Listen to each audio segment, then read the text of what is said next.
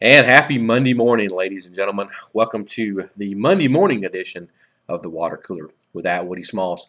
Hope everybody had a great weekend watching the conference tournaments, conference championships, and watching that selection show for March Madness last night. A lot of things, you can gripe about as far as the selection show goes. Personally, growing up, an ACC fan, I think it's ridiculous that Miami is not a #1 seed. It makes no sense to me whatsoever. If you look back in the history, if Duke, North Carolina wins the regular season and they win the conference championship, they're a #1 seed.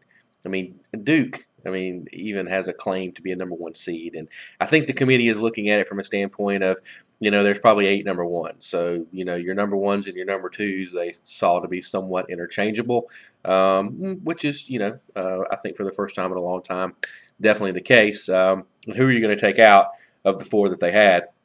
Kansas, Indiana, put Miami in, who knows. But with that being said, Miami is an elite team. They're a great team. The ACC was a great conference this year. A lot of folks thought it was down. Only 4 teams, made it in.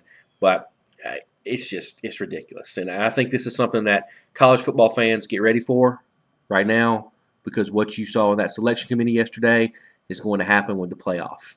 The ACC bias, the people that love to hate the ACC, same thing is going to happen to the SEC in football. Folks are going to look for every reason possible when they get an opportunity to say, oh, the conference is down, that they just don't have the quality of teams from top to bottom, and then they'll anoint like the Big Ten. Everybody thinks the Big Ten is by far the best basketball in the country, and I don't know about you guys, but that crappy championship game yesterday between Wisconsin and Ohio State, really?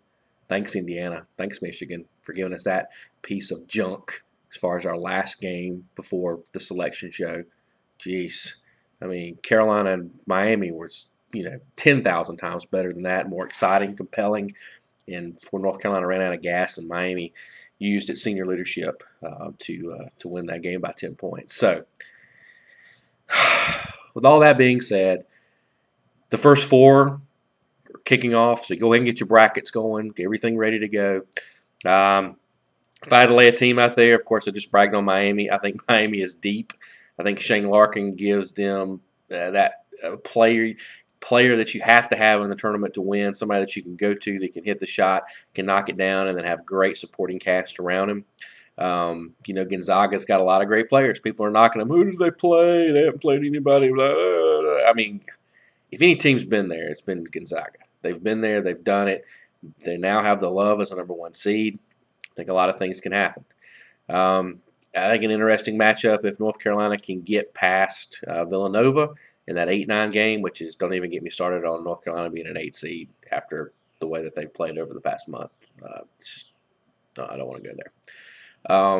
Facing Kansas in the second round. Kansas can go long periods without scoring. Carolina with a small lineup, quicker lineup, could be a very interesting matchup as far as that goes.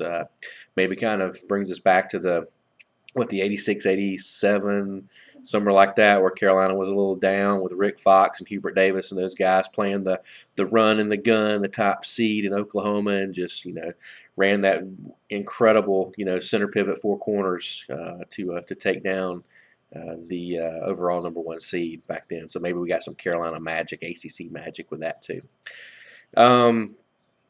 But there are also other things going on too. There's a lot of mid-majors going on with March Madness this year. The committee even said yesterday too, hey, we want to see the mid-majors. And March Madness is what it is. It's not college football. I think these committee guys are still thinking that it is the marketing machine that it is. It's still great. Don't get me wrong. We're going to have great games, fantastic games. But if you don't live in a major market or near an area with one of these teams, what's going to be the compelling reason to go out and root for them? I think that the NCAA is going to see some things happen by not having, say, Kentucky, not having a Virginia, not having a Maryland, some of the teams that didn't make it.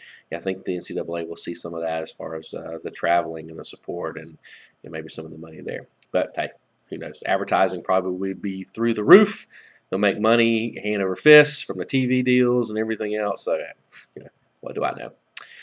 But then also with that too, how good's the NIT going to be? I mean, there's also the College Insider Tournament, and but just for 1 second, my Mercer Bears are in the NIT after they won the College Insiders Tournament last year. I lost a heartbreaking game to Florida Gulf Coast, who I think Florida Gulf Coast will be one of those teams that can upset the 15 seed being knocking off the number 1 seed there. So what game is that? That is the Georgetown game. That's right. So definitely, Georgetown can have some. They've had the issues with that 15 seed, and Florida Gulf Coast did beat Miami earlier in the year. But how great's the NIT going to be? I'm rambling. I know that's what we do around the water cooler, right? So, I mean, you got Alabama who came on off and on. You got Mercer, my Bears playing Tennessee. They're a 7 seed, not even an 8 seed. Kentucky. How good really is this Kentucky team? You've got Virginia, who I think is fantastic, and I think Maryland's playing great ball too as a number 2 seed. I mean, there's just a lot of, interesting matchups as far as this goes. I mean, the lineup, to be totally honest, I mean, when you look at it, I mean, there's some big time programs. I mean, the NIT could be better than the NCAA this year. Is that the craziest thing you ever heard? Probably so. But anyway, at least it'll give us, in years past, it's been the NCAA, and that's it. This year, we're at least going to have some great NIT matchups to go along with the NCAA as well. So that's about it. Money, Money Water Cooler. Hope you guys enjoyed. Get your brackets filled out. I may even create a league if you want to check out at smallideas.net. Check out things there. And of course, for all of your college basketball action, definitely check us out at rantsports.com as well, and we'll have it covered. So get those brackets filled out, see who's got the Cinderella slipper on this year, and root for my Mercer Bears versus Tennessee in the NIT. Peace out. Happy Monday.